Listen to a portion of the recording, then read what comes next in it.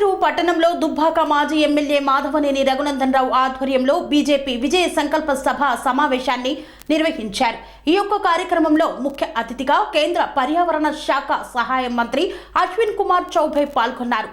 అవినీతి పరుల భరతం పడుతూ నీతివంతమైన పాలన అందిస్తున్న మోదీని మళ్లీ ప్రధానమంత్రిగా చేసి ఈ దేశ అభివృద్ధికి సహకరించాలని కోరారు.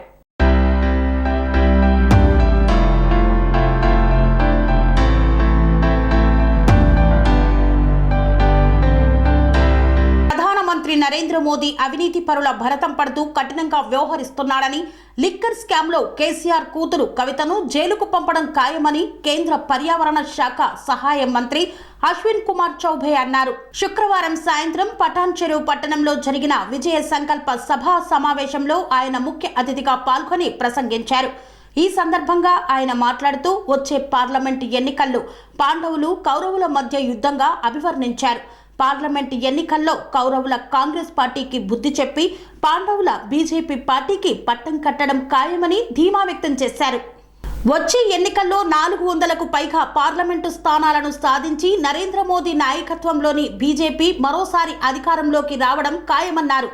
అయోధ్యకు శ్రీరాముడి వలె మెదక్ పార్లమెంటుకు రఘునందన్ ఉన్నాడని, వచ్చే ఎన్నికల్లో ఆయనను భారీ మెజార్టీతో గెలిపించాలని పిలుపునిచ్చారు. అనంతరం దుబ్బాక మాజీ ఎమ్మెల్యే రఘునందన్ రావు మాట్లాడుతూ పటాన్చెరు ప్రాంతానికి పుష్కలమైన వనరులున్న, అభివృద్ధి చేసే విజన్ ఉన్న నాయకుడు లేకపోవడం ఈ ప్రాంతం వెనుకబడిందన్నారు. పటాన్చెరు ప్రాంతం తనకు కర్మభూమి వంటిదన్నారు. ఈ ప్రాంతం అభివృద్ధి చెందాలన్న సంకల్పంతో తాను అసెంబ్లీలో ఔటర్ రింగ్ రోడ్డుకు రేడియల్ రోడ్లు నిర్మించాలని లేవనెత్తిన విషయాన్ని గుర్తు చేశారు. అబద్ధపు హామీలతో అధికారంలోకి వచ్చిన రేవంత్ సర్కార్ 2018లో కేసీఆర్ మాటలను పునరావృతం చేస్తుందని మండిపడ్డారు. 14 పార్లమెంటు స్థానాలు గెలిపిస్తేనే 6 గ్యారంటీలని అమలు చేస్తామని చెప్పడం ప్రజలను మోసం చేయడమేనని దుయ్యబట్టారు. కేసీఆర్ తప్పిదాలకు గత అసెంబ్లీ ఎన్నికల్లో ప్రజలు గుణపాఠం చెప్పారని, దొంగ హామీలు ఇచ్చి మోసం చేసిన కాంగ్రెస్ పార్టీకి పార్లమెంటు ఎన్నికల్లో బుద్ధి చెప్పడం ఖాయమని ధీమా వ్యక్తం చేశారు.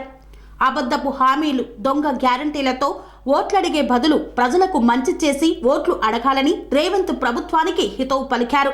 ఎవరు ఎన్ని కుట్రలు చేసినా, అబద్ధపు హామీలు ఇచ్చినా కేంద్రంలో మరోసారి నరేంద్ర మోదీ సర్కార్ అధికారంలోకి రావడం ఖాయమని స్పష్టం చేశారు. తనకు ఎంపీగా అవకాశం కల్పిస్తే ఈ ప్రాంతాన్ని ఆదర్శంగా అభివృద్ధి చేస్తామని హామీ ఇచ్చారు. ఈ కార్యక్రమంలో BJP assembly floor leader Maheshwar Reddy, BJP ప్రధాన కార్యదర్శి ప్రేమేందర్ రెడ్డి, రాష్ట్ర బీజేపీ ముఖ్య నాయకులు లక్ష్మీ నర్సయ్య, రాణి రుద్రమ, సంగారెడ్డి జిల్లా బీజేపీ అధ్యక్షురాలు గోదావరి అంజిరెడ్డితో పాటు బీజేపీ నాయకులు, కార్యకర్తలు పెద్ద ఎత్తున పాల్గొన్నారు.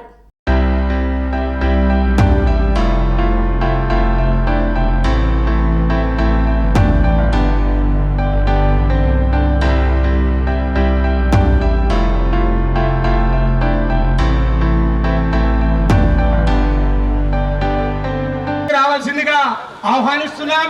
అదే రకంగా ఝాన్సీ రుద్రమారెడ్డి, ఇప్పుడు మన గౌరవనీయులు అశ్విని కుమార్ చౌబే గారికి, మన అదే రకంగా నరేందర్ రెడ్డి మాజీ జిల్లా అధ్యక్షుల్ని వేదిక మీదకి రావాల్సిందిగా ఆహ్వానిస్తున్నాం. ఎడ్ల రమేష్ గారు రాష్ట్ర కార్యవర్గ సభ్యులు, వారు వేదిక మీదకి రావాల్సిందిగా ఆహ్వానిస్తున్నాం. శ్రీమతి సరిత శ్రీకాంత్ గారు, మున్సిపల్ కౌన్సిలర్ గొల్లారం గారిని వేదిక మీదకి రావాల్సిందిగా ఆహ్వానిస్తున్నాం. రాజశేఖర్ రెడ్డి గారు, జిల్లా ప్రధాన కార్యదర్శి, వేదిక మీదకి రావాల్సిందిగా ఆహ్వానిస్తున్నాం. శ్రీనివాస్ గుప్తా గారు. రెండు చేతులు ఉన్న వాళ్ళంతా రానాలి. భారత్ మాతాకి. ఈరోజు మన సంగారెడ్డి జిల్లా పటాన్చెరు కాన్స్టిట్యున్సీలో మరి విజయ సంకల్ప యాత్రలో భాగంగా మెదక్ పార్లమెంటులో మొట్టమొదటిసారిగా ఎంటర్ అయినటువంటి ఈ విజయ సంకల్ప యాత్రకి మరి ముఖ్య అతిథిగా ఇక్కడ సెంట్రల్ మినిస్టర్ గారు రావడం జరిగింది. వారు స్వాగతం చెప్పాలని చెప్పి కోరుకుంటున్నాను. మరి అదేవిధంగా ఇక్కడికి స్టేట్ జిఎస్ గారు ప్రేమేందర్ రెడ్డి అన్న గారు, వారికి కూడా నా యొక్క నమస్కారాలు. అదేవిధంగా స్టేట్ సెక్రటరీ రఘునందన్ అన్న గారు, అదేవిధంగా ఎమ్మెల్యే మహేష్, అదేవిధంగా ఈ పార్లమెంటు ప్రభారిగా మరి బసవ లక్ష్మీ నరసయ్య గారు, అదేవిధంగా అధికార ప్రతినిధి రాణి రుద్రమాదేవి చేసుకుంటూ ఈ యొక్క విజయ సంకల్ప యాత్ర మరి మన రాబోయే పార్లమెంట్ ఎలక్షన్స్కి ఈరోజు విజయం తథ్యం అని చెప్పే విధంగా ఇక్కడ ఉన్నటువంటి అక్క చెల్లెళ్ళందరికీ కూడా ధన్యవాదాలు. మరి గతంలో అనేక ప్రభుత్వాలు మన తెలంగాణ రాష్ట్రంలో ఏలినప్పటికీ మనం చూస్తూ ఉన్నాం, ఎప్పుడూ కూడా ఎవరు ఏ విధంగా న్యాయం చేయనటువంటి విధంగా ఈరోజు భారతీయ జనతా పార్టీ ప్రజల పక్షాన ఉండి మన ప్రధానమంత్రి నరేంద్ర మోదీ గారు ఎన్నో సంక్షేమ పథకాలు తీసుకొచ్చి మన భారతదేశాన్ని అభివృద్ధి పథకంలో నడిపిస్తున్నటువంటి సందర్భం మన అందరికీ తెలిసిందే. మరి ఇంతకు ముందు నన్ను అక్కడ చాలా మంది ప్రెస్ వాళ్ళు అడగడం జరిగింది, మరి మొన్నటికి మొన్న అసెంబ్లీలో మీరు గెలవలేదు కదా, ఇప్పుడు పార్లమెంట్ లో గెలుస్తామని చెప్పి మీకు ధైర్యం ఏంటి అని అడిగారు.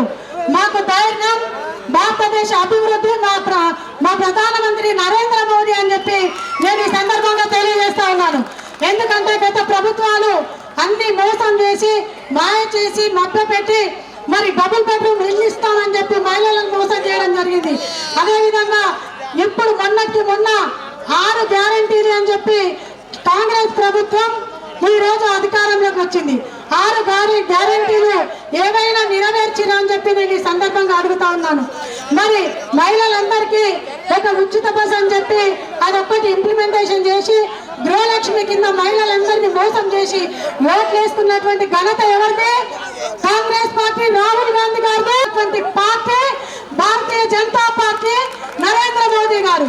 మరి మహిళలను మోసం చేసినటువంటి పార్టీ ఏది? కాంగ్రెస్ పార్టీ రాహుల్ గాంధీ గారు.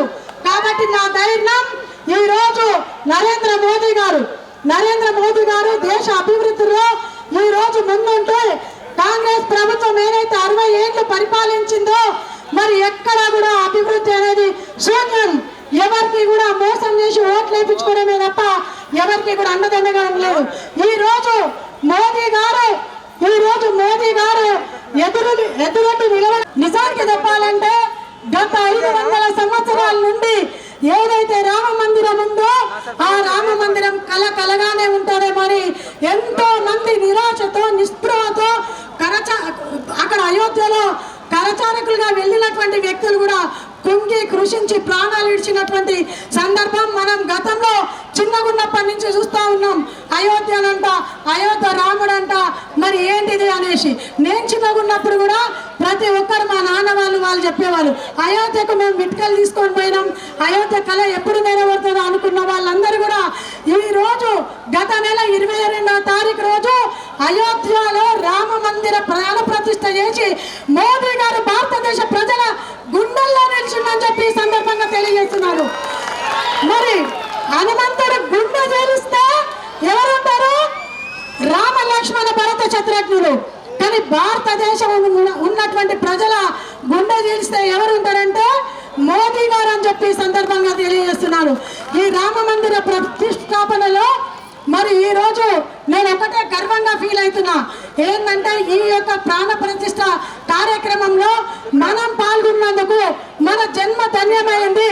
మన తల్లిదండ్రులది, మన తాతలు ఎవరికైతే తాతలు నాన్నమ్మలు ఉన్నారో తల్లిదండ్రులు, మనము, మన పిల్లలు అంటే 4 జనరేషన్లు వాళ్ళు ఈ రోజు ధన్యమైంది అని చెప్పి సందర్భంగా తెలియజేస్తున్నాను. రాబోయే రోజులలో మన పిల్లల చరిత్రలో చెప్పుకుంటారు, మా అమ్మ నాన్న ఈ యొక్క కార్యక్రమంలో ఉన్నారు అని. అందుకని నేను గర్వపడుతున్నాను. గత నెలలో మనం అందరం కూడా చూసినాం, పార్టీలకు అతీతంగా ప్రతి ఒక్క పార్టీలో ఉన్న వాళ్ళు అటు కాంగ్రెస్ కావచ్చు, టీఆర్ఎస్ కావచ్చు, ఎవ్వరు కూడా పార్టీ అనకుండా మీటింగులు పెట్టుకొని రామ మందిరంలో పూజలు చేసి సక్సెస్ చేసినటువంటి ఘనత. ఈరోజు చెప్తున్నారు మేము అన్ని ఇస్తున్నాం, మేము అన్ని చేస్తున్నాం, తప్పకుండా మాది వస్తుందని. మరి ఇంతకుముందు అడిగారు కాంగ్రెస్ బీఆర్ఎస్ పార్టీ ఇక్కడ మరి మాజీ సీఎం కేసీఆర్ గారు ఉన్నారు, హరీష్ రావు గారు ఉన్నారు. ఈ పార్లమెంట్లో మీకు మెజార్టీ వస్తుందా అని ఈరోజు ప్రజలు బీఆర్ఎస్ పార్టీ సీఎంని హరీష్ అన్న గారిని అందరినీ కాదనే ఈరోజు వాళ్ళ ప్రభుత్వాన్ని ఇంట్లో కూర్చోబెట్టింది. బీఆర్ఎస్ పార్టీ కాంగ్రెస్ పార్టీలో ఉన్నటువంటి కార్యకర్తలు, ప్రజలు, నాయకులు అందరూ కూడా ఈరోజు ఒకటే కోరుకుంటుంది ఏంటంటే ఢిల్లీలో ఎవరున్నా సరే, ఢిల్లీలో ఏ ప్రభుత్వం ఉన్నా ఢిల్లీలో మాత్రం నరేంద్ర మోదీ గారు ప్రభుత్వం ఉండాలని చెప్పి కోరుకుంటున్నారు. కాబట్టి తప్పకుండా ఇది సాధ్యమైతేనే సాధ్యం చేసి చూపిస్తామని చెప్పి చెప్పుకుంటూ మరి చాలా మంది మాట్లాడే వాళ్ళు ఉన్నారు. సమయం తక్కువ ఉంది కాబట్టి చివరిగా మనకు వచ్చే ఈ సంగారెడ్డి జిల్లాలో అంటే అక్కడ కామారెడ్డి జిల్లా అన్ని తీసుకున్న మన జిల్లాలో 2 పార్లమెంట్లు వస్తున్నాయి. ఇక్కడ మెదక్ పార్లమెంటు, అక్కడ జైరాబాద్ పార్లమెంటు. ఈ 2 పార్లమెంట్లలో కూడా ఈ రోజు మనం ఏదైతే భారతీయ జనతా పార్టీ సభను సక్సెస్ చేయాలనే కసితో ఇక్కడికి వచ్చాము. ఈ జరిగే 2 నెలలు కూడా ప్రతి ఒక్కరం కంకణబద్ధులమై ప్రతి ఒక్కరు కూడా నేను గల్లీలో ఒక వార్డు మెంబర్గా నిలవట, నేను ఎంపీటీసీగా నిలవట, నేను సర్పంచ్గా నిలవట, నేను జడ్పీటీసీగా నిలవట అని చెప్పి ప్రతి ఒక్కరం కూడా మన గల్లీలో తిరిగి ప్రతి ఒక్కరికి చెప్పి ఈ 2 పార్లమెంట్లని మనం కైవసం చేసుకుందాం. 100% చేసుకుంటున్నాం, కానీ చేసుకుంటున్నామని ఇంట్లో కూర్చోకుండా ఈ 2 నెలలు కష్టపడి పనిచేద్దామని చెప్పి నా భారతీయ జనతా పార్టీ కుటుంబ సభ్యులను కోరుకుంటూ మరి నాకు ఈ అవకాశం ఇచ్చినటువంటి మీ అందరికీ కూడా మరొకసారి ధన్యవాదాలు తెలియజేసుకుంటున్నాను. జై శ్రీరామ్, జై శ్రీరామ్. మాతాకి నరేంద్ర మోడీ నాయకత్వం. ఫిరేక్ బార్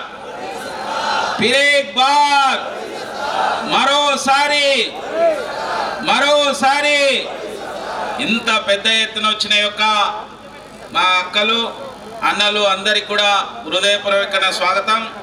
ఈనాటి యొక్క సభాధ్యక్షురాలు శ్రీమతి గోదావరి గారు, ఈనాటి ముఖ్య అతిథి మన కేంద్ర మంత్రివర్యులు శ్రీ చౌబేజీ, మన యొక్క నిర్మల్ శాసనసభ్యులు భారతీయ జనతా పార్టీ ఫ్లోర్ లీడర్ శ్రీ మహేశ్వర్ రెడ్డి గారు, మన మాజీ శాసనసభ్యులు మరియు మన యొక్క రాష్ట్ర కార్యదర్శి శ్రీ రఘునందన్ రావు గారు, అదేవిధంగా మన పార్లమెంట్ ప్రభారి శ్రీ లక్ష్మీనరసయ్య గారు, మన యొక్క స్పోక్స్ పర్సన్ రుద్రమ్మ గారు, మరి అదేవిధంగా రవీందర్ గారు, అంజిరెడ్డి గారు, మన పార్లమెంట్ కన్వీనర్ సంగమేశ్వర్ గారు, విష్ణు గారు, ఎడ్ల రమేష్ గారు, ఇక్కడికి వచ్చిన యొక్క పాత్రికేయ మిత్రులు మిగతా అందరికీ కూడా హృదయపూర్వకమైన స్వాగతం. నేను ఒకే విషయం చెప్పి ముగిస్తాను, ఎందుకంటే మీరు చాలాసేపటి నుంచి వెయిట్ చేస్తున్నారు. దేశం అంతా ఒకే మాట చెప్తున్నది ఇవాళ, ఏమంటే మోడీ గారు రావడం అనేది పక్కా అయిపోయిందని. కానీ మన తెలంగాణలో మనం మోడీ గారు వెంట ఉందామా లేదా చెప్పండి. ఉందామంటే ఒకసారి అందరు చేతులు ఎత్తండి. భారత్ మాతా కీ జై శ్రీరామ్, జై శ్రీరామ్. కాబట్టి మనం కూడా తెలంగాణ కూడా ఈసారి మోడీ గారి వెంట ఉంటది. 17కు 17 మనే. హైదరాబాద్ హమారా హై, హైదరాబాద్ మెదక్ జైరాబాద్. కాబట్టి మిత్రులారా, ఇవాళ ఈ రాష్ట్రం మొత్తం దేశం ఎట్లా ఉన్నదో మోడీ గారి వెంట తెలంగాణ కూడా అట్లే ఉంటది. ఎందుకంటే మోడీ గారి యొక్క దీంతోనే దేశం అంతా అభివృద్ధి పథంలోకి వస్తున్నది. వారు ఒకటే మాట చెప్పారు, వికసిత్ భారత్ అంటే దేశం అభివృద్ధి చెందిన దేశంగా రావాలని. ఎందుకన్నారు ఆ మాట అంటే, ఇక్కడ కూర్చున్న మా అక్కలు కానీ మిగతా వాళ్ళు కానీ అందరి జీవితాలలో ఇంకా మెరుగైన పరిస్థితి రావాలి, అందరికి ఒక మంచి ఇల్లు ఉండాలని, అందరికి మంచి రవాణా సౌకర్యం రావాలని, మంచి ఆహారం ఉండే పరిస్థితి రావాలని, మంచినీరు ఉండే అవకాశం రావాలని, మంచి పని చేసుకునే పరిస్థితి రావాలని. అంటే ఆ విధంగా ప్రతి జీవితంలో కూడా ఇప్పుడున్న యొక్క ఏదైతే ఇన్కమ్ ఉదాహరణకు 10,000 20,000 ఉంటే అది 1,50,000 వస్తుంది అభివృద్ధి చెందిన దేశం అంటే. కాబట్టి రాబోయే యొక్క 20 సంవత్సరాల్లో ఈ దేశం అభివృద్ధి చెందిన దేశంగా మారాలనే యొక్క మన మోడీ గారి ఆశయం కోసం వారి వెంట ఉందామని, వారి వెంట ఉండడం కోసమే రాబోయే పార్లమెంట్ ఎన్నికల్లో మోడీ గారికి మద్దతు ఇవ్వాలని కోరుతూ ధన్యవాదాలు అర్పిస్తున్నాను. భారత్ మాతాకి థ్యాంక్ యూ. పెద్దలు అశ్విని కుమార్ చౌబే గారు, కేంద్ర మంత్రివర్యులు గారు, అదేవిధంగా భారతీయ జనతా పార్టీ రాష్ట్ర శాసనసభ ఫ్లోర్ లీడర్ గౌరవనీయులు నిర్మల్ శాసనసభ్యులు పెద్దలు ఏలేటి మహేశ్వర్ రెడ్డి గారు, ఈ పార్లమెంట్ ప్రభారి గౌరవనీయులు బస్వ లక్ష్మీ నరసయ్య గారు, సోదరి భారతీయ జనతా పార్టీ రాష్ట్ర అధికార ప్రతినిధి రాణి రుద్రమ గారు, ఈ కార్యక్రమాన్ని ఇంత గొప్పగా ఏర్పాటు చేసినటువంటి భారతీయ జనతా పార్టీ సంగారెడ్డి జిల్లా రథసారథి సోదరి గోదావరి గారు, వేదిక మీద ఉన్నటువంటి భారతీయ జనతా పార్టీ రాష్ట్ర ప్రధాన కార్యదర్శి పెద్దలు గౌరవనీయులు ప్రేమేందర్ రెడ్డి గారు, విష్ణు గారు, ఎడ్ల రమేష్ గారు, భారతీయ జనతా పార్టీ రాష్ట్ర కార్యవర్గ సభ్యులు, వేదిక మీద ఉన్నటువంటి పెద్దలు, వేదిక ముందు ఉన్నటువంటి ప్రింట్ ఎలక్ట్రానిక్ మీడియా మిత్రులు, భారతీయ జనతా పార్టీ ఆత్మీయ కుటుంబ సభ్యులందరికీ కూడా పేరు పేరున నమస్సుమాంజలు తెలియజేస్తా ఉన్నాను. చాలా కాలాతీతం అయింది, వక్తలు చాలా మంది ఉన్నారు, ఎక్కువసేపు ఇబ్బంది పెట్టకుండా 2 మాటలు. నాకు మైక్ వచ్చే కంటే ముందు ఒక అవ్వచ్చి ఇక్కడికి వచ్చి మాకు సర్కారు నుంచి ఏం లాభం రాలేదు బిడ్డ, 10 ఏళ్ళు అయితే కూడా మాకు ఇల్లు రాలేదని ఇక ఈయనే ఉండి చెప్తా ఉంది. అలా పాపం కట్టుకుని కూడా గులాబీ చీరనే కట్టుకొని వచ్చింది. మా మీడియా మిత్రులు చెప్పాలి ఆమెకి. రెండో మాట, మా మీడియా మిత్రులు గమనించాలి, స్ట్రీట్ లైట్లు పోలీస్ స్టేషన్ దాటినాక సంగారెడ్డి వైపు స్ట్రీట్ లైట్లు ఉన్నాయి, ఆరు నుంచి చౌరస్తా నుంచి అవతల స్ట్రీట్ లైట్లు మాత్రం బంద్ చేసుకున్నారు. ఇది ప్రభుత్వం యొక్క చిల్లర బుద్ధి. ఇట్లాంటి చిల్లర పని చేసే పోయినసారి ఉన్న ప్రభుత్వం పోయింది, ఈసారి కూడా అట్లాంటి చిల్లర పనులు చేయొద్దు. అధికారులారా ఒళ్ళు దగ్గర పెట్టుకోండి. మేము మీటింగ్ పర్మిషన్ తీసుకొని పెట్టుకున్నాం, స్ట్రీట్ లైట్లు బంద్ చేస్తే ఈ మీటింగ్ బంద్ అవుతుందని అనుకుంటే అంతకంటే బేవకూఫ్తనం ఇంకొకటి ఉండదు. మీరు చేసేటువంటి ఫాల్తు పనుల వల్ల ప్రజలలో మీ మీద, ప్రజలకి మీ పట్ల ఏ భావం వస్తుంది. మంచి చేయని చేతనైతే తెలివి ఉంటే ప్రజలకి మంచి చేసి ఓట్లు అడిగింది. మేము చెప్తున్నాం ఆర్టికల్ 370 రద్దు చేసినాం, మేము చెప్తున్నాం రామ మందిరం కట్టినాం, మేము చెప్తా ఉన్నాం సబ్కా సాత్ సబ్కా వికాస్ అని చెప్తా ఉన్నాం. పేద ప్రజల అభివృద్ధి లక్ష్యంగా భారతీయ జనతా పార్టీ చేస్తా ఉంది, పనిచేస్తా ఉంది. టిఆర్ఎస్ పార్టీ నిన్న నాకు ఏం చెప్పిందో, పటాన్చెరుకు ఏం చేసిందో ఒకసారి ఆలోచించాలి. ఆయన ఒక జిల్లా నుంచి మంత్రి, ఏం చేసిండో ఒకసారి ఆలోచించాలి. అన్నీ ఉన్నాయి పటాన్చెరుకి, ఏం లేవు, కంపెనీలు ఉన్నాయి, పైసలు ఉన్నాయి, శ్రమించి పనిచేసేటువంటి కార్మికులు ఉన్నారు. 100 కోట్ల రూపాయల సిఎస్ఆర్ నిధులు ఇచ్చేందుకు కంపెనీలు ఉన్నాయి. కానీ నాయకులకి విజన్ లేదు, ముందు చూపు లేదు. ఎంతసేపు నాకేంది నీకేంది, ఆడ ప్లాట్ ఎట్లా పంచుకుందాం, ఈడ అపార్ట్మెంట్ ఎట్లా కూడబెడదాం, ఇది తప్ప పటాన్చెరుకు ఏం చేద్దామనేటువంటి దూరదృష్టి ఉన్న నాయకత్వం లేదు. ఉంటే ఈడ ఒక పెద్ద గ్రౌండ్ ఉంటుంది పోలీస్ స్టేషన్ వెనకాల. ఎందుకు 10 సంవత్సరాలుగా ఈ రాష్ట్రంలో ఒకటే పార్టీ అధికారంలో ఉంది. ఈ జిల్లా మంత్రి ఆయన్నే. సిద్దిపేటలో స్టేడియం వస్తుంది, ఫుట్బాల్ స్టేడియం వస్తుంది, కానీ పటాన్చెరులో మైత్రి క్రికెట్ క్లబ్ 30 ఏళ్ల నుంచి క్రికెట్ ఆడిస్తుంది. వచ్చిందా పటాన్చెరు స్టేడియం? వచ్చిందా? 2 సార్లు కాదు 3 సార్లు గెలిపించారు, కనీసం పటాన్చెరుకు స్టేడియం తెలియదు మీ ఎమ్మెల్యే గారు. వచ్చిందా స్టేడియం? అరే ఎంత అన్యాయం అంటే, నేను దుబ్బాక ఎమ్మెల్యే గెలిచినాక అసెంబ్లీలో అడిగినా రింగ్ రోడ్కి రేడియల్ రోడ్లు ఎందుకు అయ్యారు, మా పటాన్చెరు ట్రాఫిక్ ని ఎందుకు కంట్రోల్ చేయాలని అడిగితే బీరంగూడ కమాల్ నుంచి ఒక రోడ్డు నేను అసెంబ్లీలో మాట్లాడిన కేసీరు. బిహెచ్ఎల్ చౌరస్తా నుంచి శ్రీదేవి టాకీస్ మీదుగా అక్కడ ఉండేటువంటి రింగ్ రోడ్ దాకా ఇంకొక రేడియల్ రోడ్ వేయాలి. ఏడున్నాడు మరి మీ ఎమ్మెల్యే హరీష్ రావు? కుడి జేబులో, రామారావు ఎడమ జేబులో ఉన్నాడు కదా. ఎందుకు రాలా పటాన్చెరుకి రేడియల్ రోడ్ అని ఒకసారి ఆలోచించుకోవాలి మీరు. ఏమొచ్చినాయి? సొంత ఆస్తులు మాత్రం పెంచుకున్నారు.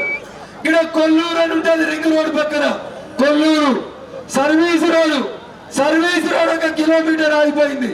1 కిలోమీటర్ రోడ్డు 10 ఏళ్లకు వేయించాలనే ఆలోచన రానోళ్ళు ఈడున్నటువంటి ప్రజాప్రతినిధులు.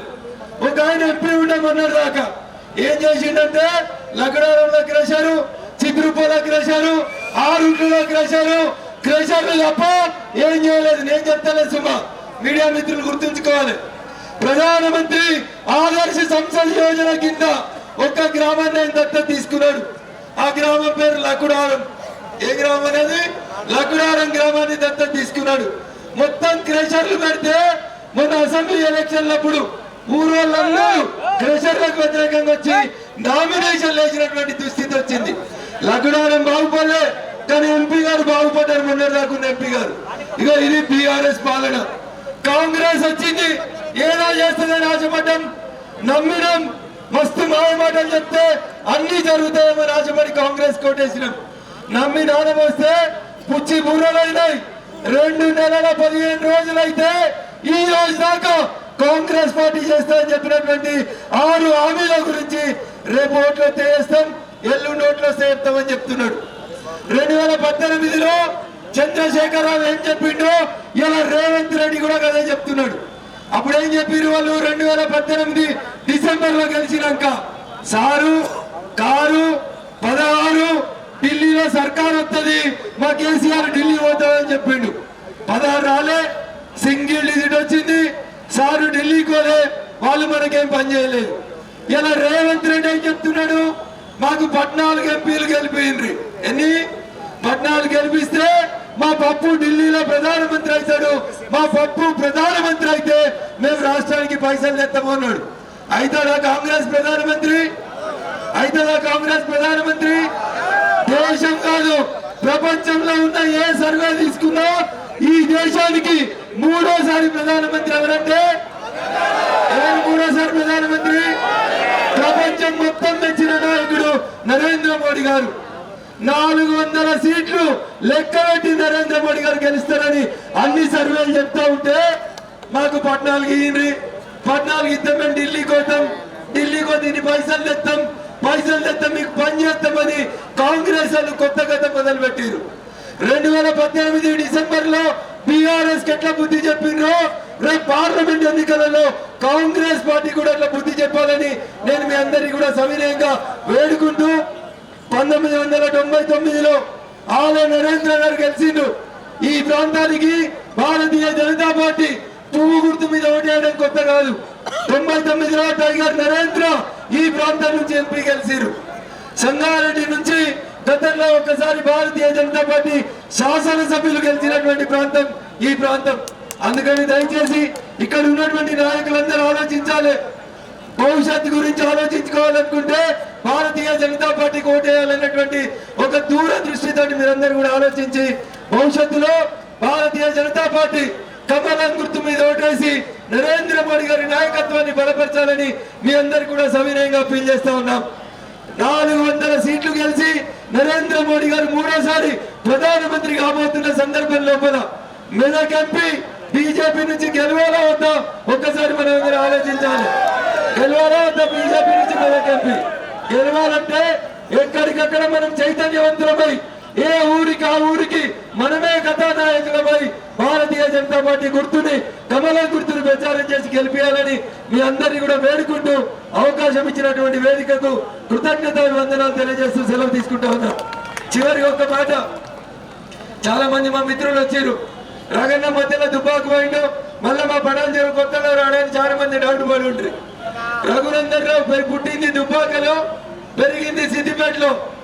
దుబ్బాక సిద్దిపేట నాకు జన్మభూమి అయితే దాదాపు 30 ఏళ్లుగా ఈ పటాన్చెరులో ఇల్లు కట్టుకొని సంగారెడ్డిలో వకీల్గా ఇవే నా కర్మభూమి అని నాకు ప్రాక్టీస్ పెట్టిన గడ్డగా ఒక రిపోర్టర్ గా, ఒక టీచర్ గా, ఒక అడ్వకేట్ గా ఈ గడ్డ మీదనే దాదాపు 3 దశాబ్దాల నుంచి పనిచేస్తున్నా. అందుకని దుబ్బాక నాకు జన్మనిచ్చిన భూమి అయితే ఈ పటాన్చెరు సంగారెడ్డి నా కర్మభూమిగా భవిష్యత్తులో జరిపేటువంటి ఉద్యమాలకి గిన్నె అందరం జై తెలంగాణ అని అనేక సార్లు తన్నులవ్వడం ఈ రోడ్ల మీద. ఇదే గడ్డ నుంచి అనేక ఉద్యమాలు నిర్మించినాం. కాబట్టి దయచేసి భవిష్యత్తులో భారతీయ జనతా పార్టీని నరేంద్ర మోడీ గారి నాయకత్వాన్ని ఆశీర్వదించాలని వేడుకుంటూ సెలవు తీసుకుంటా ఉన్నాను. జై హింద్, జై భారత్. కమలం గుర్తుకే. ఇది వచ్చిందా? ఈసారి యూరోప్ లో ఉన్నాడు ఎమ్మెల్యే సాబ్, జర గట్టిగా చెప్పుర్రి, విమానంలోకి వెళ్ళి పోవాలి సౌండ్. కమలం గుర్తుకే, కమలం గుర్తుకే, కమలం గుర్తుకే. నరేంద్ర మోడీ గారి నాయకత్వం, నరేంద్ర మోడీ గారి నాయకత్వం. జై శ్రీరామ్. మోడీ గారి నాయకత్వం. అబ్కి బార్ 400 పార్, అబ్కి బార్ 400 పార్, అబ్కి బార్. ఇప్పుడు Bharatiya Janata Party assembly floor leader అయిన సందర్భంగా పటాన్చెరులో ఘన స్వాగతం పలికినటువంటి భారతీయ జనతా పార్టీ నాయకులకి కుటుంబ సభ్యులందరికీ కూడా పేరు పేరు ధన్యవాదాలు తెలియజేసుకుంటూ ముఖ్య అతిథిగా విచ్చేసినటువంటి అశ్విన్ కుమార్ బేబీ గారు, కోవూరు సంగమేశ్వర్ గారు, లక్ష్మీ నరసయ్య గారు, ప్రేమేందర్ రెడ్డి గారు, రఘునందన్ రావు గారు, రుద్రమాదేవి గారు, రమేష్ గారు, రవీందర్ గారు, చంద్రశేఖర్ గారు, విష్ణువర్ధన్ రెడ్డి గారు, నర్సింగ్ గారు, చాలా సమయం అయింది. దాదాపు 2-3 గంటల నుంచి నిరీక్షణ చేస్తూ ఉన్నారు. నేను ఎక్కువ సమయం తీసుకోకుండా 2 అంశాలు మీ ముందుకు పెడతాను. మీకు తెలుసు, నరేంద్ర మోడీ గారంటే ఒక వ్యక్తి కాదు, ఒక శక్తి, అభివృద్ధికి నాంది. ఈ దేశ అభివృద్ధిని ప్రపంచ దేశాల ముందు గర్వంగా మనం నిలబడే విధంగా ఈ దేశాన్ని 5వ ఆర్థిక వ్యవస్థగా నిర్మాణం చేసినటువంటి ఒక గొప్ప ప్రపంచ నాయకుడిని తెలియజేస్తా ఉన్నాను. ముఖ్యంగా గత 10 సంవత్సరాలకు ముందు ఉన్నటువంటి భారతదేశాన్ని ఒకసారి చూస్తే ఈరోజు 10 సంవత్సరాల్లో ఒక అవినీతి మచ్చ లేకుండా, ఒక అవినీతి ఆరోపణ లేకుండా భారతదేశం నిర్మాణం చేసినటువంటి వ్యక్తిని. గత 10 సంవత్సరాలకు ముందు యూపీఏ ప్రభుత్వంలో ఎక్కడ చూస్తే అక్కడ స్కాములు, ఎక్కడ చూస్తే అక్కడ 2G స్కాము, కోల్ స్కాము, కింది నుంచి మీది వరకు. కానీ 10 సంవత్సరాలలో దేశ అభివృద్ధి చేసినటువంటి నరేంద్ర మోడీ గారు 3వసారి దేశ ప్రధానమంత్రి కావాలని యావత్ భారతదేశ భారతీయులంతా కోరుతున్నారు. మరి ఒకవైపు చూస్తే తప్పుడు వాగ్దానాలతో గతంలో కేసీఆర్ చేసినటువంటి పాలన కుంభకోణాల అవినీతి మయమైపోయిందని చెప్పి ప్రజలు తిరస్కరిస్తే ఈరోజు ఒక కొత్త ప్రభుత్వం వచ్చింది. అదే పునాదుల మీద నిర్మాణమైనటువంటి ప్రభుత్వం, అవినీతి పునాదుల మీద నిర్మాణమైనటువంటి కాంగ్రెస్ పార్టీ ఈరోజు రేవంత్ రెడ్డి గారు దానికి కొత్తగా అబద్ధపు బూటకము మాటలతోటి, అబద్ధపు వాగ్దానాలతో నిర్మాణం చేసిండు. నేను ఒకటే చెప్తా ఉన్నాను, ఈ ప్రభుత్వం ఇచ్చినటువంటి 412 వాగ్దానాలు, 412 హామీలలో ఏ ఒక్క హామీ నెరవేర్చలేని పరిస్థితి. మొన్న అసెంబ్లీలో అడిగినా, ఎక్కడైనా మీరు ఇచ్చినటువంటి వాగ్దానాలలో బడ్జెట్ అలొకేషన్ చేశారని. డిసెంబర్ 9వ తారీఖుకి రుణమాఫీ చేస్తున్నావు, దానికి కావాల్సిన 35,000 కోట్లు ఎక్కడున్నాయని అడిగితే సమాధానం లేదు. నిరుద్యోగులకు 35 లక్షల మంది నిరుద్యోగులకు ఉద్యోగాలు ఇస్తా, ఉపాధి ఇస్తా, నిరుద్యోగ వృద్ధి ఇస్తున్నావు, దానికి సమయం క్యాలెండర్ ఇచ్చినావు. ఇప్పటి వరకు దాని గురించి ఏ కోసం ఆలోచన చేయలే, ₹1 కూడా నిధులు కేటాయించలేదు. ఒకవైపు నిరుద్యోగులకు, మరోవైపు విద్యార్థుల కోసం రీఎంబర్స్మెంట్ అన్నాడు, దానికోసం నిధులు లేవు. మహిళలకు ₹4,000 పెన్షన్ అన్నాడు, 2,500 గృహలక్ష్మి కింద వృద్ధాప్య పెన్షన్ ₹4,000, విడో పెన్షన్ 4,000, దానికోసం ఇంకా నిధులు కేటాయించలేదు. ₹1 కూడా గత ప్రభుత్వం చేసిన మోసం, గత ప్రభుత్వం చేసిన అన్యాయం మళ్ళీ ఈ ప్రభుత్వంతో మోసపోతున్నారు ప్రజలు. నేను ఒకటే చెప్తా ఉన్నాను, ఈ ప్రభుత్వం ఎక్కువ కాలం నిలబడదు. అబద్ధపు బూటకపు మాటల మీద నిర్మాణమైన ఈ ప్రభుత్వం ఎక్కువ కాలం మనుగడ చెందదు. ఖచ్చితంగా ప్రజాగ్రహానికి గురి తెలియజేస్తా ఉన్నారు.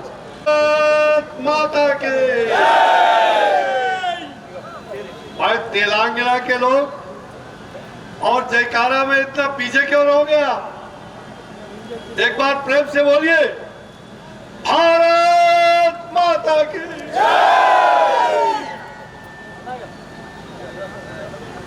कुछ पीछे के लोग अभी भी हाथ नहीं उठा पाए, सुना नहीं क्या? भारत माता के वंदे वंदे जय श्री राम, जय श्री राम। भाई और बहनों, आज विजय संकल्प यात्रा के इस अवसर पर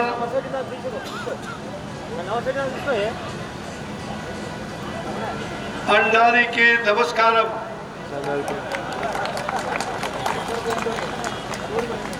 आप सबको नमस्कार है। बहुत बड़ी सभा इस मेरठ लोकसभा के,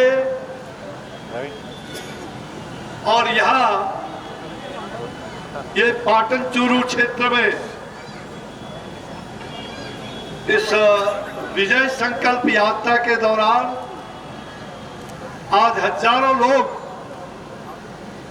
मोटरसाइकिल से सवार होकर चौरस्ता वेल लेक्स रोड से वहां से यहाँ चल के आए। मैं भी वहां से चलकर वाहन में साथ आया। चारों तरफ लोगों में उत्साह का वातावरण है।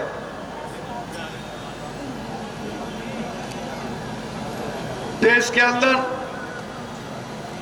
आज नरेंद्र मोदी जी की सरकार चल रही है। आज दुनिया इस बात को मान रही है, नरेंद्र मोदी यानी भारत, ये दुनिया के तमाम देश मान रहे हैं कि नरेंद्र मोदी जी ने जो गुड गवर्नेंस दिया है, जो डेवलपमेंट किया है, जो देश का विकास किया है, देश की संस्कृति को जिन्होंने दुनिया के सामने रखा है, देश की संस्कृति की पहचान को, देश की विरासत को जिन्होंने आगे बढ़ाने का काम किया है, आज पूरी दुनिया भारत के लिए नतमस्तक है। और मुझे खुशी हो रही है, जब पार्लियामेंट का सेशन चल रहा था, देखो कहते हैं हमें वोट दो पार्लियामेंट के लिए, लेकिन ये युवराज, ये कांग्रेस का युवराज,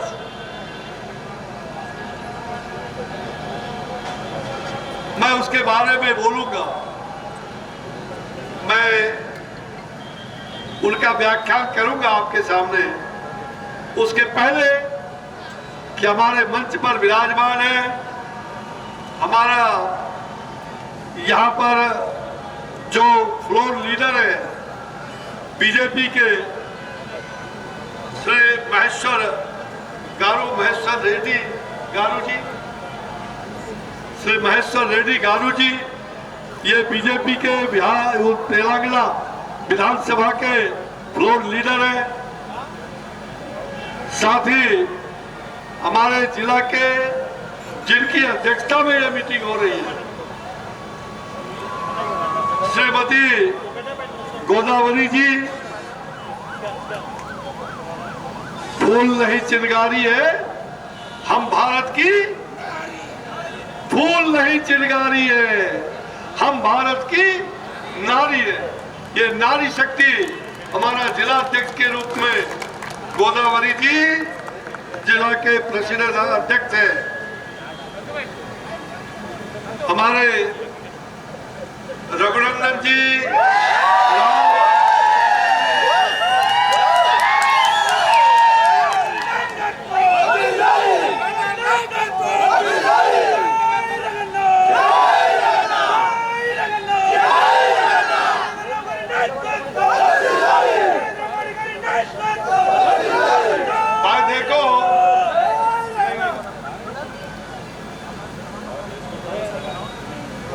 रामलला विराजमान हो गए, तो ये रघुनंदन है।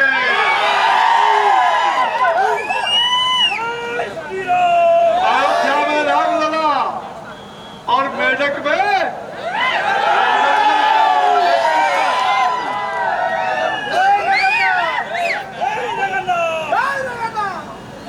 हो जाएगा। चलो, मैं देख रहा हूं कि बड़ी संख्या में लोग आए हुए हैं, रामलला का दर्शन करने आए और रघुनंदन को आशीर्वाद देने आए। भाई यहाँ उपस्थित हमारे प्रेमानंद परमेंद्र रेड्डी जी बहुत ही जनरल सेक्रेटरी है, हमारे स्टेट के जनरल सेक्रेटरी, साथ ही जो स्पोक्स पर्सन के रूप में रानी रुद्रमा जी,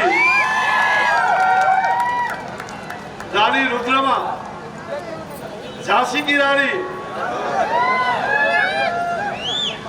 ऐसी वैसी रानी नहीं, ये झांसी की रानी है। हमारे वो सब लक्ष्मी नरसिन्हा प्रभाकर जी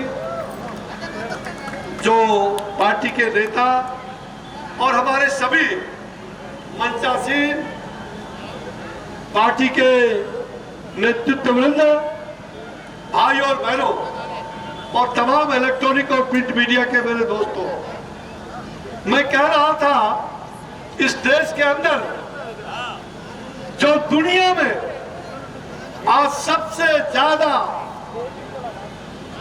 भारत को उस ऊंचाई तक पहुंचाने वाला आज दुनिया में एक ऐसा नेता जो दुनिया के तमाम लोग सबसे बड़ा नेता के रूप में नरेंद्र मोदी को जानते हैं। नरेंद्र मोदी, नरेंद्र मोदी। और सबसे बड़ा वंशवादी, सबसे बड़ा वंशवादी, भ्रष्टाचारी, अत्याचारी और राजनीति में अपराधीकरण को लाने वाला वो कांग्रेस के युवराज समझते हैं। ये पप्पू, अरे पप्पू, एक दिल्ली में एक पप्पू है और आपके यहां गप्पू है। हमारे बिहार में लप्पू है। ये पप्पू, गप्पू और लप्पू, और उत्तर प्रदेश में सप्पू। ये पप्पू, गप्पू, लप्पू और सप्पू। अब बोलो, ये सब लोग कौन है? ये परिवारवाद, वंशवाद के जीता जागता, इन्होंने अपना वंश चाहिए, परिवार छोड़ के दूसरा नहीं। इनको अपना खानदान चाहिए, खानदान के अलावा दूसरा किसी का विकास नहीं हो सकता। कांग्रेस ने आजादी के बाद 75 सालों में से 60-65 साल तक जो राज किया, ये यही पप्पू, गप्पू, सप्पू, लापू को खानदान को लाने के लिए और उनके अगल बगल में जो चेले चट्टे हैं, अब इन्होंने हिंदी क्या गठबंधन बनाया है? हिंदी क्या बना? हिंदी, या ना ये अंगूठा छाप, ये हिंदी को कोई देखने वाला है? ये कोई कांग्रेस भाई भतीजावाद और भ्रष्टाचारियों का जमात ही है, वो हिंदी है।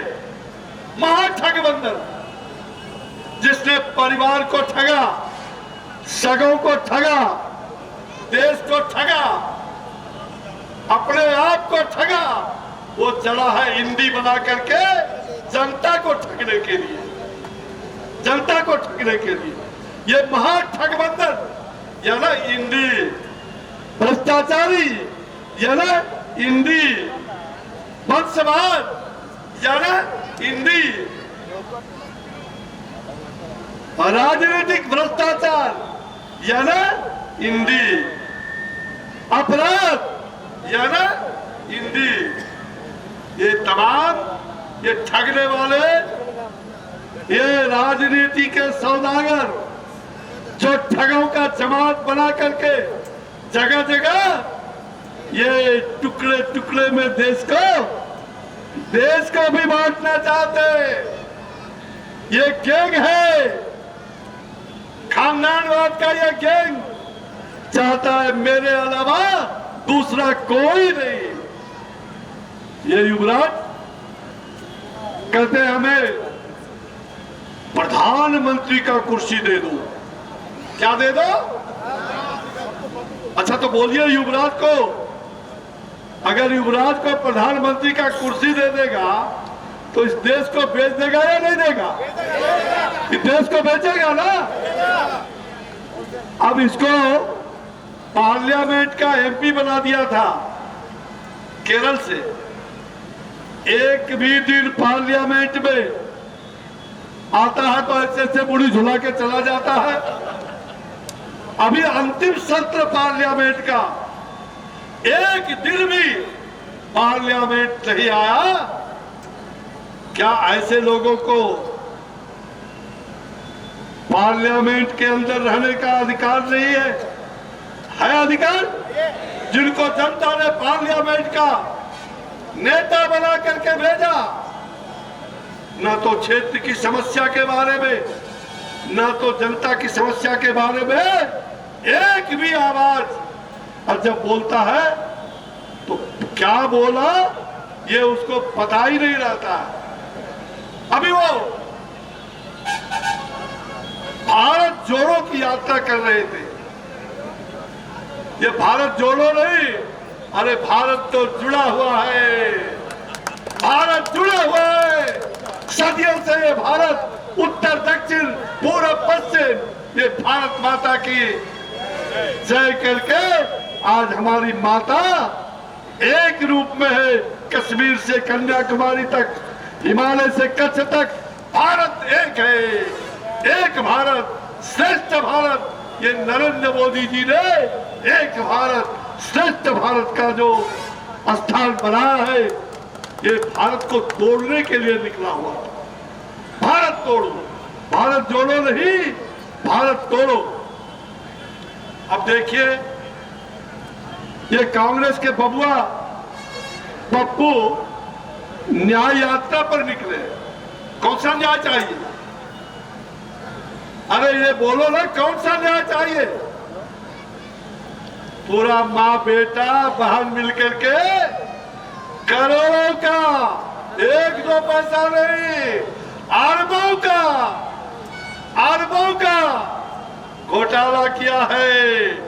और अब की बार जब 400 पार होगा, इनका कहीं पार्लियामेंट में दिखाई नहीं पड़ेगा। और ये लोग बेल में है। क्या है? अब बेल टूटेगा तो कहाँ जाएंगे? जेल में। ये जितने लोग हैं, ये पप्पू गप्पू सप्पू लप्पू धप्पू, ये ढोड़ा मंगरू, ये जितने लोग देख रहे हैं, ये सब खानदानवाद भ्रष्टाचारी, ये सभी बेल में है। अब बेल टूटेगा तो कहाँ जाएंगे? जेल में। तो तुमको सरकार कहाँ बना भाई? तुमको हम मंत्री बना दे, एमपी बना दे, प्रधानमंत्री बना दे, और तुम तो बेल पर हो, कभी भी जेल जाओगे। बिहार का, मैंने कहा ना बिहार का, अब वो अलग राग अपना रहा है, वो भी एक यात्रा में निकला है। मैं कल बिहार में अपने बक्सर में था, तो यात्रा पर मुझे पूछा प्रेस ने कि ये बोलता है मेरी माँ का पार्टी नहीं, मेरे बाप का भी पार्टी है, माँ और बाप। मैंने कहा ये माँ बाप भाई बहन, माँ बाप गेट जोड़ेंगे, अब भाई बहन आपस में कंधा से कंधा मिला करके जेल जाएंगे। सब लोग जेल यात्रा पर जाएंगे। ये यात्रा विकास यात्रा पर नहीं, विचार यात्रा नहीं, ये जेल यात्रा की तैयारी कर रहे हैं, जेल यात्रा। और उसके लिए ये जेल जाने के लिए घबराए हुए कि कहीं जेल में ना डाल दे। तो रोज इनके घर में ईडी, रोज इन्होंने नौकरी के बदले जमीन घोटाला किया। हमारे बिहार के गप्पू ने, बिहार के गप्पू ये जानते हैं अच्छी तरह से। अरे आप जानते हैं ना, जाना तानी ना, क्या नाम बा? हाँ देखी ये भोजपुरिया बानी, ये बिहार के बा। अब मेढक में जितना मेढक सब है, इस सब मेढक को दफना देना है, कुआं के पानी में डाल देना है। असली जो राम के विचार को रखने वाला है उसको आगे बढ़ाना है ना। ये उत्तर भारत के बहुत बड़ी संख्या में, यहाँ भेल में भी बहुत सारे लोग, उत्तर भारत और बिहार के हजारों लाखों लोग इस क्षेत्र में रह रहे हैं। मैं आपसे और तमाम तेलंगाना के भाई और बहनों से मैं कहना चाहूंगा, जैसे जैसे इंडी गठबंधन बढ़ रहा है, चुनाव आ रहा है, इनका यात्रा बढ़ रही है और इंडी गठबंधन टूट रहा है। अब वो देखो, जिन्होंने इंडी गठबंधन का जन्मदाता थे नीतीश कुमार जी, वो हमारे साथ फिर से आ गए। अब तो उनको कोई संभालने वाला नहीं। अब ममता दीदी, अब वो तो कांग्रेस के पीछे लगे हैं। कांग्रेस को नाश दो ही आदमी करेगा, एक युवराज करेगा और एक दूसरा ममता करेगी। और तीसरा जो जेल जाने की तैयारी उसकी भी है, ये केजरी बड़का घोटाला। और जिस घोटाला में, शराब घोटाला में ये कविता भी जेल जाते जाते अभी रुकी हुई है, लेकिन ये भी बेल पर है, इसको जेल जाना ही होगा। ये कांग्रेस के लोगों ने कहा था कि मेरी सरकार बना दो और हम जेल भेज देंगे कविता को। तो आज 80 दिन में कौन सा जेल भेजे हो? 80 दिन कांग्रेस के हो गए। ये तेलंगाना में जितनी बातों का इन्होंने वादा किया था, बड़ी बड़ी बात कहा था कि 2 लाख रुपया किसानों का जो कर्ज है वो माफ कर देंगे। माफ कर दिया? अरे माफ किया? माफ नहीं किया है। उसने ये भी कहा था कि सबको 500 रुपया में सिलेंडर देंगे। दे रहा है? अरे दे रहा है? नहीं दे रहा है। और साथ साथ कहा था कि हर एक महिला को, तेलंगाना में रह रही हर एक महिला को 2500 2500 रुपया प्रति माह देंगे। दे रहा है? आपको मिल गया? नहीं मिला ना? ये गप्पू सप्पू लप्पू ये देने होने वाला नहीं है। ये तो पॉकेट मारों की संस्था बन गई है। ये देश में पॉकेट मारों को कैसे आगे बढ़ाया जाए, ये वही काम करते हैं। खानदानवाद, परिवारवाद, वंशवाद और पॉकेट मारों को कैसे आगे बढ़ाया जाए, ये काम कांग्रेस के जिम्मे है। और ये ठगबंधन बना के, महाठगबंधन बना के चले हैं नरेंद्र मोदी से टकराने। अरे नरेंद्र मोदी गरीब का बेटा, चाय बेचने वाला, जिस नरेंद्र मोदी के सामने देश पहले, दल बाद में और व्यक्ति उसके भी बाद में, वो देश के लिए मरता मिटता है। देश के लिए उस नरेंद्र मोदी को गाली देते हो। उस नरेंद्र मोदी को गरीब का बेटा होने के कारण, गरीब माता के कोख से, वो पिछड़ा जाति का बेटा, अगर मां के कोख से पैदा हुआ, आज भारत का प्रधानमंत्री है, तो दर्द क्यों हो रहा है कांग्रेस और तमाम लप्पू सप्पू गप्पू अप्पू बप्पू सबको? दर्द इसलिए हो रहा है कि नरेंद्र मोदी ने कह दिया है कि ना खाएंगे और ना खाने देंगे। न खाएंगे और न खाने देंगे। अब गप्पू सप्पू तो खाने वाला है, ये तो लूटने वाला है।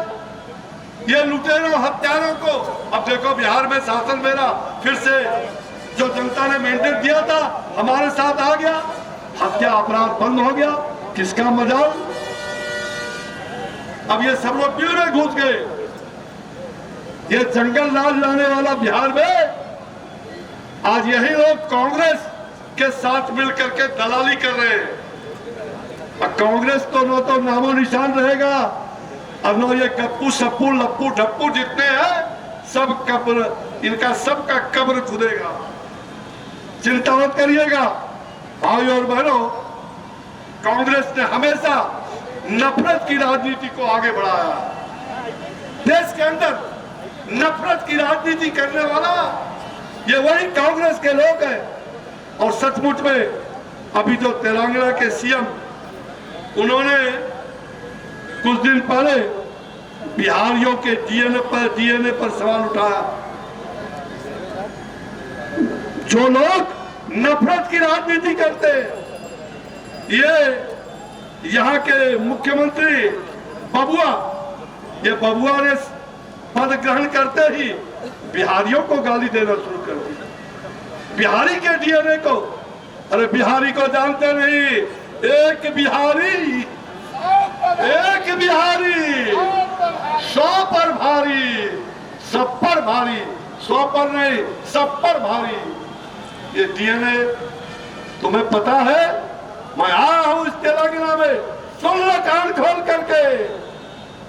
ये रेवंत, ये बबुआ, अरे बबुआ, ये पपुआ के चक्कर में पड़ रहा, तू जेल जाइबो, तू जेल जाइबो यार, तो तुमको भी जेल जाना होगा।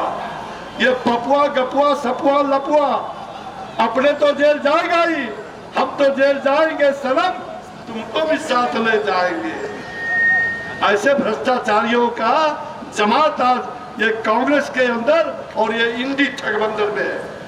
भाई और बहनों, बीजेपी ने हमेशा सबको साथ लेकर चलने का, प्रधानमंत्री नरेंद्र मोदी जी ने कहा सबका साथ, सबका विकास, सबका विश्वास और सबका प्रयास। हम तो वो लोग हैं, हम तो भारत की संस्कृति को, भगवान रामलला आज विराजमान हो गए अयोध्या के अंदर। और मैं, आप जानते हो मैं कहां से आता हूं, मैं सिद्धाश्रम की धरती बक्सर से आया हूं। सिद्धाश्रम की धरती, जहां जिस धरती पर भगवान राम ने पहला कर्म किया था बाल्यकाल में महर्षि विश्वामित्र के साथ, जो राम लक्ष्मण आए थे यज्ञ की रक्षा के लिए, और तारिका का वध किया था, शुभाबु का वध किया था, वही स्थान सिद्धाश्रम बक्सर का है। तो आप ये जानिए कि ये अपराधियों का पद होना है, ये भ्रष्टाचारियों का पद होना है, ये दुराचारियों का पद होना है। और ये पद जनता पद करने के लिए अब जल्दी ही लोकसभा का चुनाव भी होने वाला है। इन सब लोगों का खात्मा करने का एक अच्छा दिन है। आज तो मैंने देखा तेलंगाना का एक, इस लोकसभा का इतना जबरदस्त, इस क्षेत्र का बहुत बड़ी रैली, कम से कम 25,000 लोग आगे पीछे शुरुआत में दिखाई पड़ रहे थे। यहाँ मैं देख रहा हूँ बड़ी संख्या में महिलाएं भी, युवा भी और तमाम यहाँ जनता आई हुई है। मैं आपसे आज की जो गारंटी है, अब मोदी की गारंटी क्या है? अभी मोदी की गारंटी क्या है? जो गरीब है, जो गरीब लोग हैं, उनके घर में अगर कोई अन्न नहीं तो मोदी जी ने 5 किलो अनाज हर घर को देने का, हर परिवार के एक सदस्य को 5 किलो अनाज, आज मुफ्त अनाज देने का काम 2028 तक होगा। यह है मोदी की गारंटी। मोदी की गारंटी यानी देश की गारंटी, मोदी की गारंटी यानी विकास की गारंटी।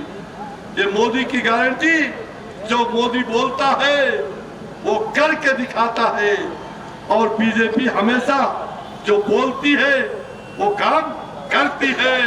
हमारे कथनी और करनी में कोई अंतर नहीं है। भाइयों और बहनों, ये कांग्रेस के युवराज जो है, वो युवराज को जो उनको कभी ठौर नहीं मिलेगा, और कमल दक्षिण से खिलने जा रहा है।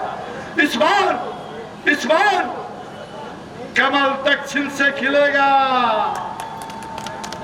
तेलंगाना से कमल खिलेगा, तेलंगाना से कमल खिलेगा, और पूरे दक्षिण के लोग ये कमल को खिलाएंगे, और उत्तर और दक्षिण, पूरब और पश्चिम ये मिलकर के अब की बार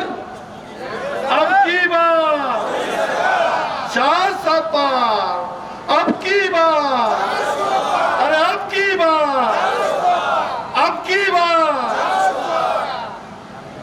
फिर एक बार,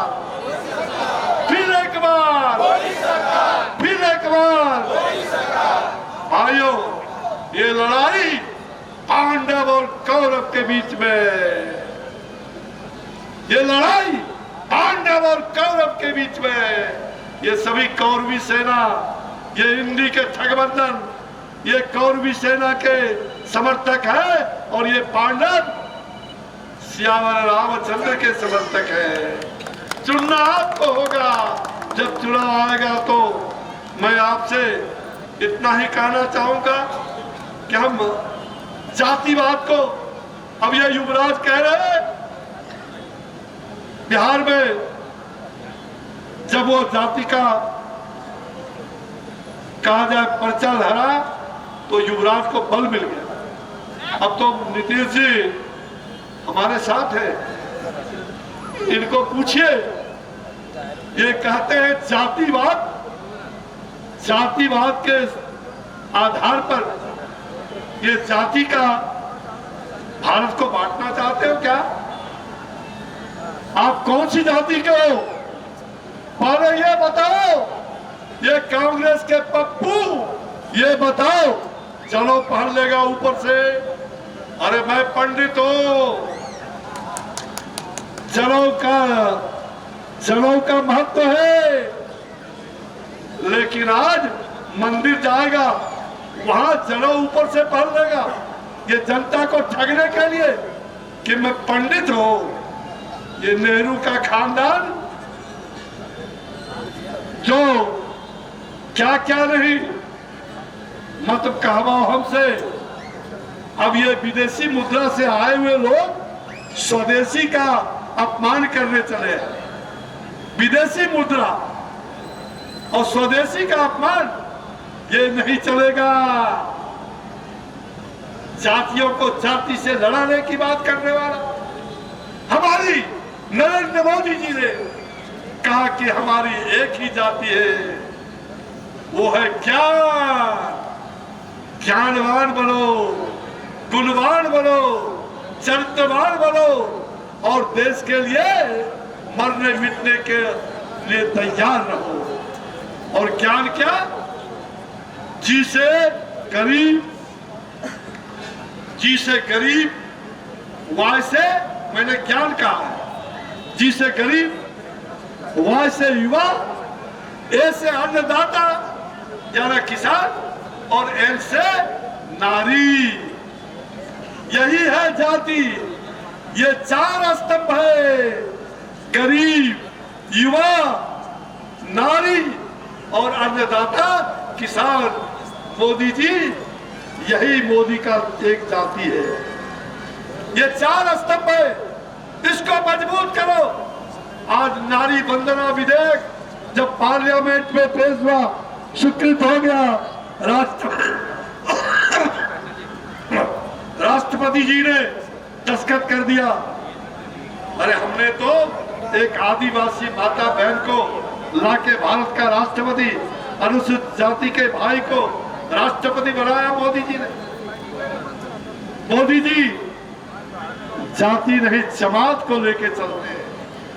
मोदी जी जाति नहीं पूरी जमात को लेके, पूरा देश को लेकर के विकास की बात करने वाला आज मोदी है तो मोदी है तो मोदी है तो मोदी है तो कोई भी। आज आपने देखा 8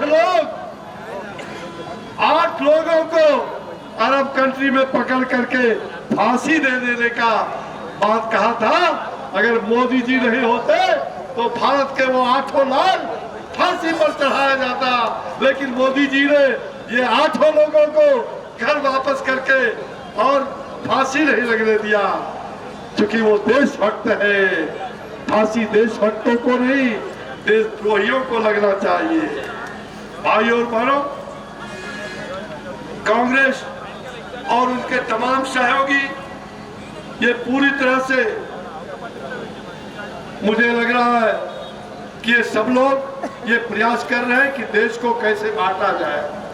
ये देश बटेगा नहीं। मैं आपसे अंत में ये प्रार्थना करना चाहूंगा कि आप सब लोग एकजुट होकर के इस बार तेलंगाना, दक्षिण में तेलंगाना प्रदेश इसका नेतृत्व करे और तेलंगाना अलग भाषा, अलग देश, फिर भी अपना एक देश, हमारे लिए एक देश है। हम नफरत की राजनीति को समाप्त करेंगे।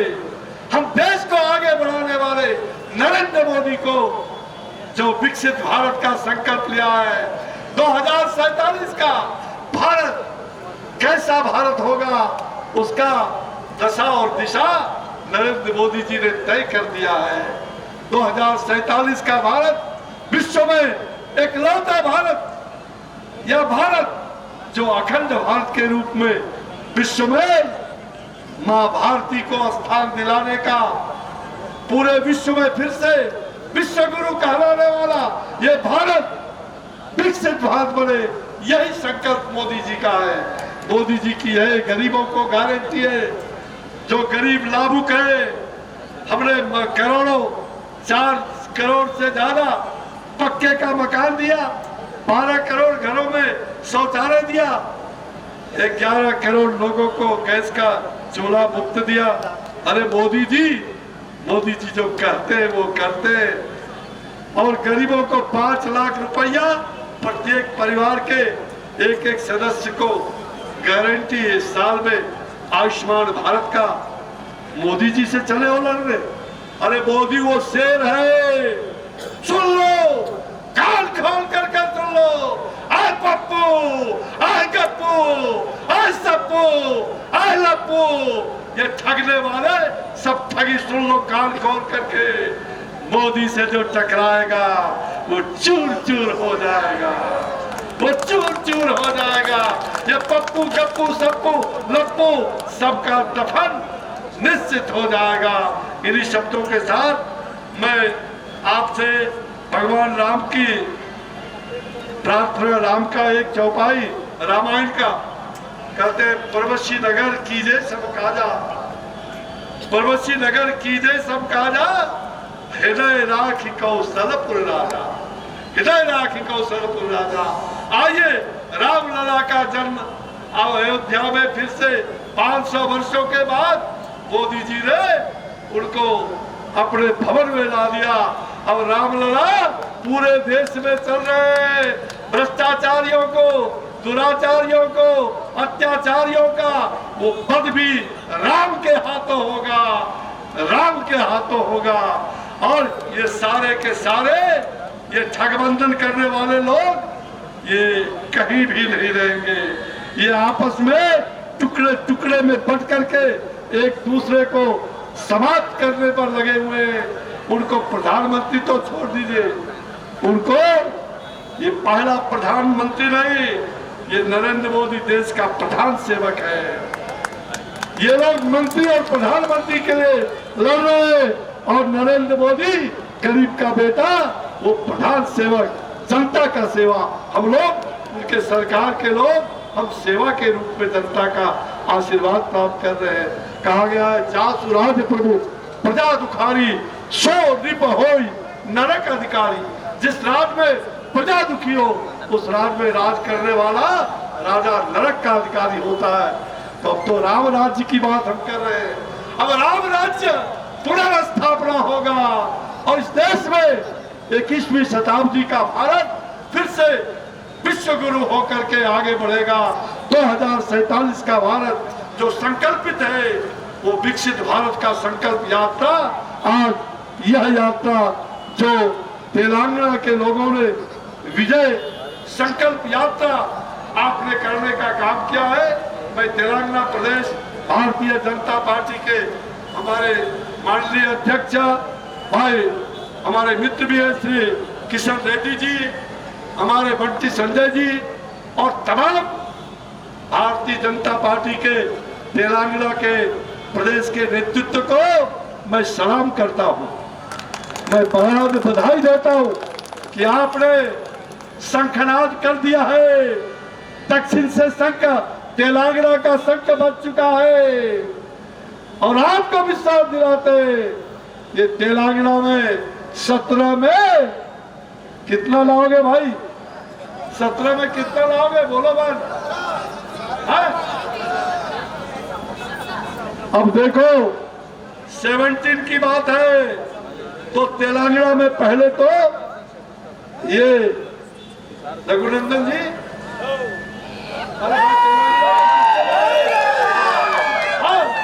विश्वास है ना? बोलो गोदावरी माता कितने लाओगी? 17। भाई तेलंगाना में 17 है। ये गप्पू सप्पू लप्पू पप्पू के चक्कर में मत पड़ना, नहीं पड़ेगा ना इस बार। कहीं पड़ना नहीं, पकड़ करके जोरदार रूप से बटन दबाना और जब पीक है तो कमल का बटन दबा करके छोड़ देना। एक हाथ में कमल, राष्ट्र कवि दिनकर ने कहा था एक हाथ में कमल एक में धर्म दीप्त विज्ञान लेकर उठने वाला है धरती पर हिंदुस्तान। धरती पर हिंदुस्तान कमल को खिलाना, कमल ही कमल, दक्षिण का कमल, तेलंगाना का कमल, 17 का 17 अगर कमल हो गया तो अब की बार 400 पर,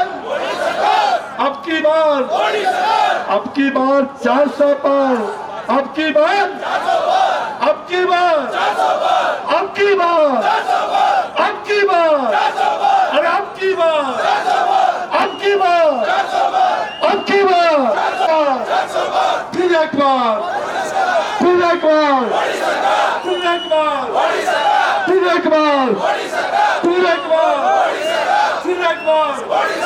सियावर रामचंद्र की, सियावर रामचंद्र की, सियावर रामचंद्र की।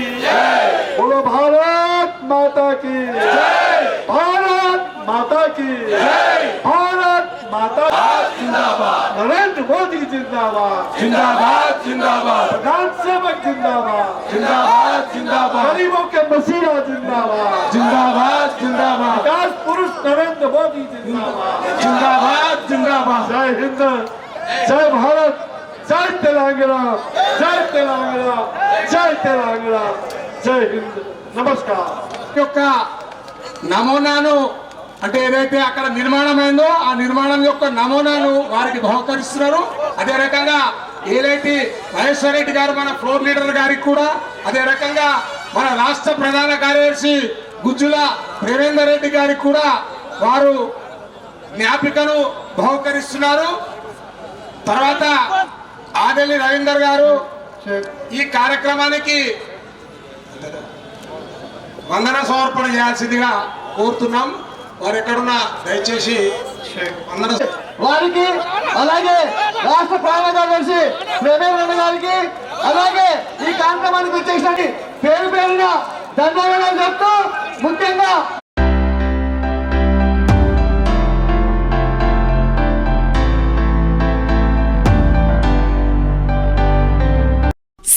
అవధూతాశ్రమము, బోధానంద సత్యారామూర్తి ఆర్యుల గోసేవాశ్రమము మరియు వృద్ధాశ్రమము పడాల.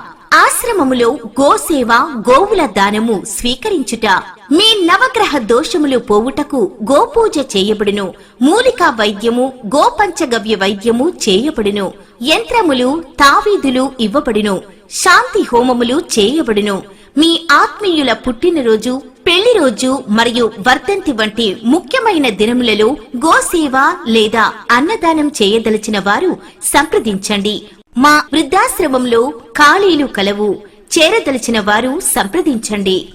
శ్రీ శ్రీ శ్రీ స్వామి బోధానందగిరి శ్రీ అవధూతాశ్రమము, అయ్యప్ప స్వామి గుడి దగ్గర, పడాల, తాడేపల్లిగూడెం 2. Cell numbers 7981356374, 96180341138.